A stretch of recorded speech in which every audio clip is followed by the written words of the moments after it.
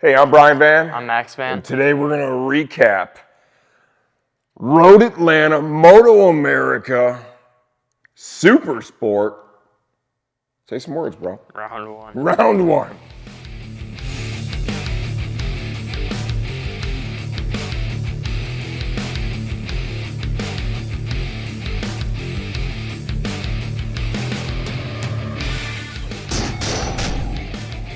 All right, man. Are you ready to recap your first ever MotoAmerica SuperSport race? I am ready. Road Atlanta. Yep. Let's talk about it, man. Well, first of all, we got to thank our awesome sponsors. You probably should. Yeah, probably should. So my dad, for working his ass off all weekend. That's our awesome SportbikeTrackHere.com customers, so the past 18 or 19 Thought you years guys weren't out there. of us being open. We have Precision Track Days, Fahad over at Precision. We have Nate over at Two Wheel Dyno Works. Check both those guys out. Badass organizations and companies. 100%. REB Graphics, our man Reese Briotti. Let me talk Brian Van. We got M4 exhaust. We have TechSpec. Dean over at TechSpec. Speaking of brake lines, Matt over at Vortex. We have Chef Eats, man. We SBS. We have so many guys out there. Eight like kings. Eight like kings. We have Shoei, protecting my noggin, keeping me beautiful. Same thing with RST, baby. CD Boots, Helmet House, Rick and Scott over at Helmet House making it happen. Man, I got a lot of sponsors. Flex Racing. Look at these 6 shirts, man. The sweatshirts this year are epic. Sweatshirts, yep. And your race kit this year, how does it look? Oh, it's badass. Who designed that RST V4.1 Brian Van. race suit? Brian Van. That would be me. Designed that suit. We're going to have Tom put some pictures in here that were taken by our guy, Brian J. Nelson. Yeah. How many wheelie pictures do you have, dude? I got a good amount. I've never done a wheelie before until this past weekend. That's really fucking Because Barber, you don't do wheelies. Dude, that's really fucking funny. Yeah.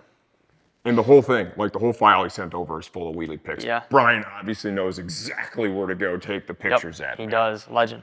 All right. He is legendary. So let's go ahead and break this thing down. So here's a little tidbit I want to lead off with. How many people tried to qualify for this race? 46 or 47. How many people made it? 36. I know of at least one person that was sprint racing something bigger than a Ninja 400 for the very first time at Road America. Yep. Or Road Atlanta. Road Atlanta. SuperSport.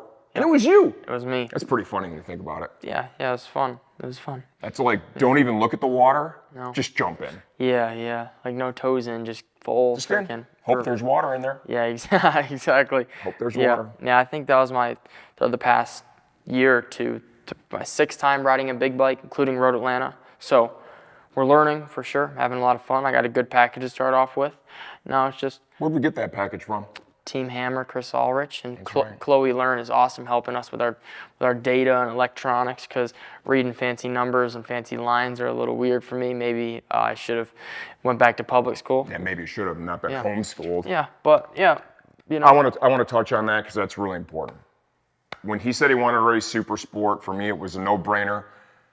Done a lot of stuff with the Ulriches, Road Racing World, Team Hammer over the years. Chris Ulrich and I are really good friends. Chris is the one who developed this bike.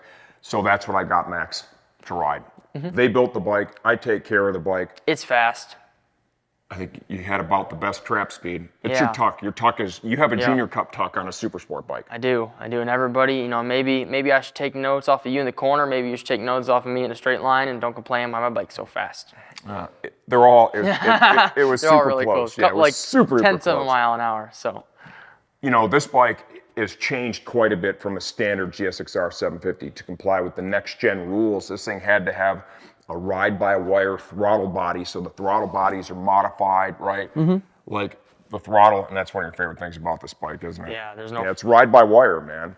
And new ECU, right? It's got a different dash, got a whole different wiring harness, it's got wheel speed sensors front and rear. This is stuff this bike does not come with from the factory. Chris is the one who spearheaded all that stuff. Yep. And like I said, it's great to have a solid relationship with my buddy Chris. Mm-hmm. They helped. I listened. I'm a pretty solid mechanic. I take nice care of our stuff. And we had zero issues. This bike ran and performed phenomenally. So big thank you to you, my man, Chris Ulrich. Thank you to Josh Hayes, too, for helping me with my riding. And also just pointers here and there on what to do with the bike and what direction to go in, if we need a different tire compound or keep the front end stiffer, rear end stiffer, because he knows just by Josh knows. Yeah, Josh is the man. 100%. So let's go ahead and let's start off with. You want to start off with qualifying? Qualifying, yeah. I qualified at a 30.6 in 17th. Last year, that would have put me in 7th, so it's crazy to think about all these fast guys that came in. Wasn't expecting. But Matt Scholz, PJ Jacobson, Corey Alexander, Jake Lewis. Got some, Blake Davis is really fucking fast. Blake Davis stepped way up. That was no surprise for me. That was no surprise, That was no surprise. Yeah. After his 2 Twins Cup championships, the way Blake's ridden that bike, the move to the R6 is pretty close. Yeah, and then we have some guys that came from Brazil that are like fast champions, or Mexico or something like that. Yeah. South America. World Superbike guy on the MP13 team. Is that where that dude came from? Yeah, something like that. Real fast people, man, real fast. So, I mean, getting used to riding with dudes that have been doing this probably longer than I've been alive is just different, but I'm having a lot of fun. And it's cool, just kind of chipping away at these guys, because my goal is just, chip away from them, you know what I mean? Not just like, I want to continuously close the lap time gap every session. That's kind of it, Yeah, that's all. You want to move forward. Yeah. And this is a great opportunity to learn from some of the very best, because when you're out there riding with them, right, even if you can hang on for a few corners or a section or a sector or two, that's huge. You can see what they're doing and try and translate that to what you are or are not doing. For sure. Yeah, Stefano Mesa passed me in FP1. I forgot. Stefano. And that was probably some of the coolest shit I've ever seen in my life. I've never seen somebody just jam on that rear brake, let off of it, and just throw it into a corner. I've never seen something. And he looks back at me when he does it like, thanks, Stefano. It's pretty badass to just, see you do that, just because I'm so fucking new to it. It's cool, man. It's really sweet. Love seeing you out there. Okay, so we had some weather there too. We were fortunate.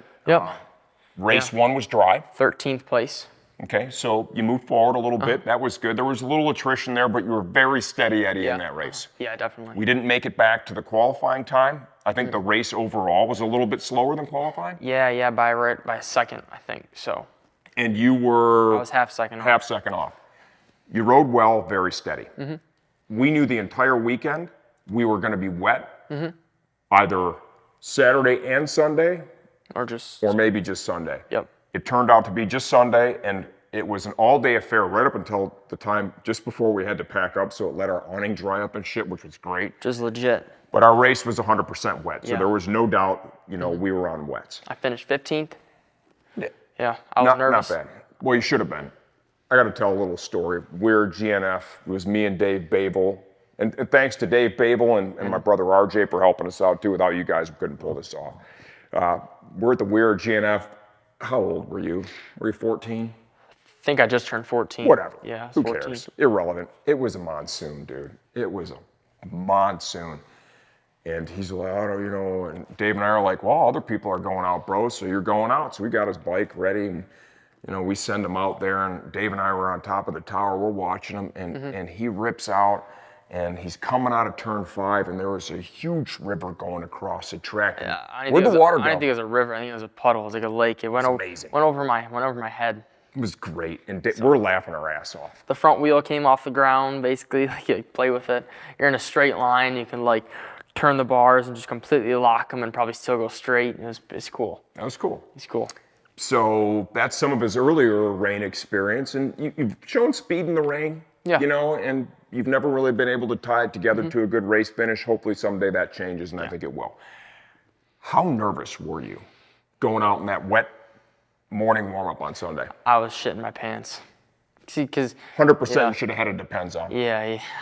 A waterproof Depends. It's just that all that power underneath and the 400 moves in the rain. But honestly, riding a big bike's better.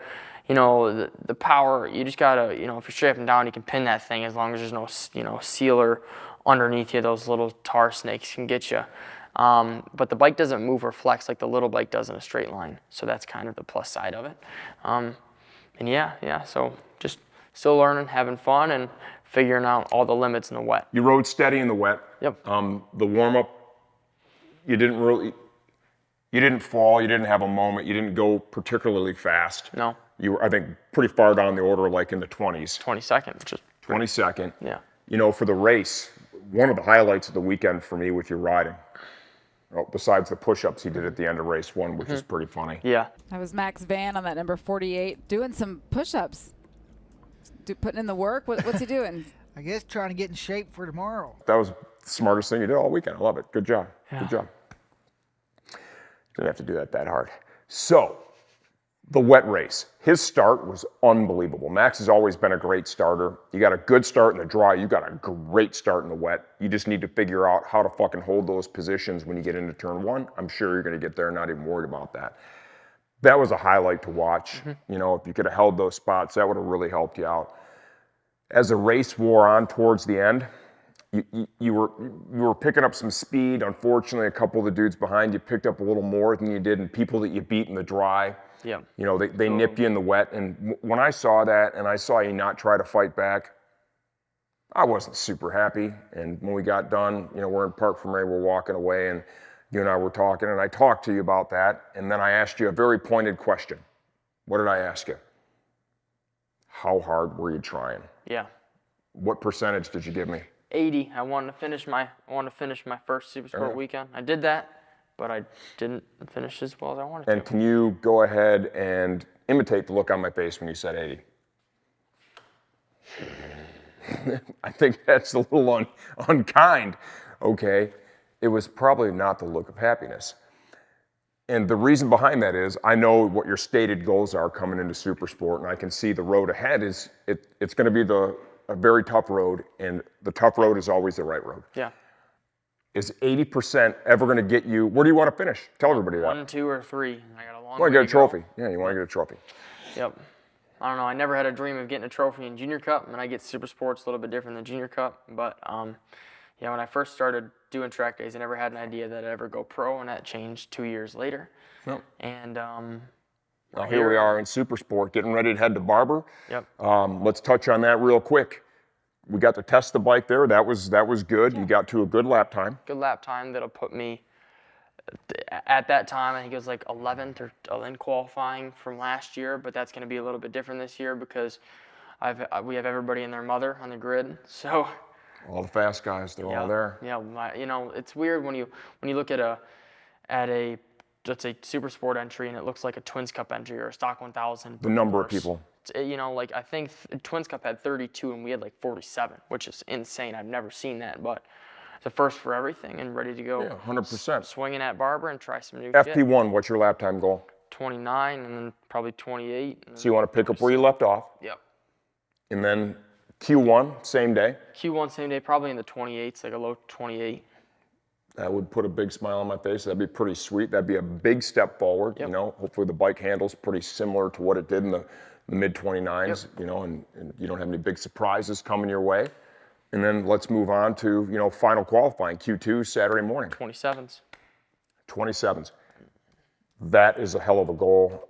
I believe you can do it. We're going to work hard to support you in doing it. One of the very unique things was compared to Junior Cup for us that we're getting used to right now is we have more tires to use. A lot of tires. So the Bills much more.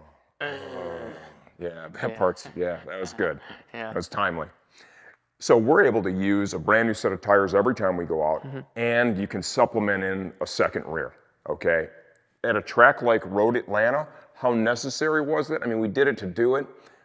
Okay, how much did it help? Hard to say, but at Barber, the pavement, it's newer, it still eats rear tires. It just eats them. It's pretty spicy. Yeah, Barber, you're gonna need to replace the rear tires midway through Q1 and Q2, to really help get up to speed. So we're gonna have that added benefit. A lot of learning for the entire team. Thanks to everybody who's helping. Thanks for watching. We're gonna get out of here. Until Barber.